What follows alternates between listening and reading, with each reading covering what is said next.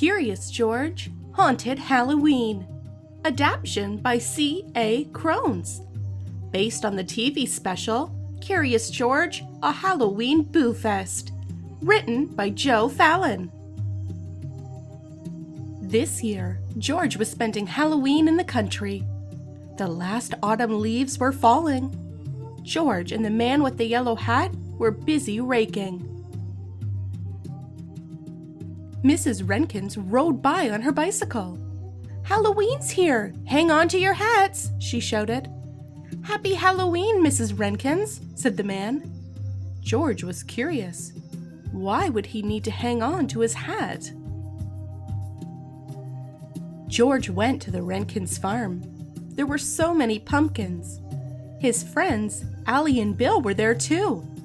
"Hang on to your hats," said Bill. George and Allie were confused. Why was everyone saying that? "Haven't you heard the legend of No Noggin?" Bill asked. They hadn't.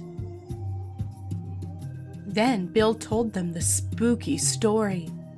A long time ago, there was a scarecrow perched by an old lonesome tree. It had a big pumpkin for a head and a hat on top. But one Halloween, the pumpkin went missing. From then on, everybody called the scarecrow No Noggin because it had no head. No Noggin was angry. What good was a hat without a head? That's why every Halloween night, No Noggin shows up and kicks people's hats off. George was spooked. A headless scarecrow ghost? "Don't worry," said Bill. "Just make sure you hang on to your hat on Halloween." George went home with his pumpkin. He wanted to see his friend and find out more about No Noggin. "It's just a legend, George," said the man. "A tall tale, a ghost story. It's not real." But George wasn't so sure. George and his friend decided to carve a jack-o'-lantern. George tried to get his mind off ghosts, but he needed to know if No Noggin was real. The next night was Halloween. George and Allie were hiding near old lonesome tree. They were going to catch No Noggin on camera. Suddenly, they saw a shadow. Could it be No Noggin? George took a photo, but it was only Bill in his wizard costume. Then George and Allie had an idea.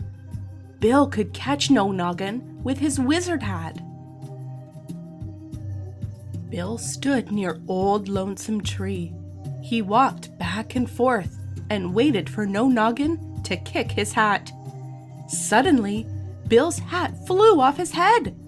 George and Allie chased the moving hat into a cave. Inside the cave, they found Bill's hat and Jumpy Squirrel and lots of other hats, all filled with acorns.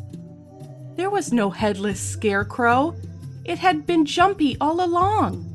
Jumpy and his squirrel friends had taken the hats to collect acorns. George and his friends had solved the mystery, and they even had proof to show everyone the truth behind the legend of No Noggin. Well, maybe after Halloween. Now it was time for George to put on his costume and join his friends for trick-or-treating. Thanks for listening, and don't forget to subscribe. Want to check out the last story we read? Here's the link. Do you have a favorite book that you want read aloud? Leave it in the comments below.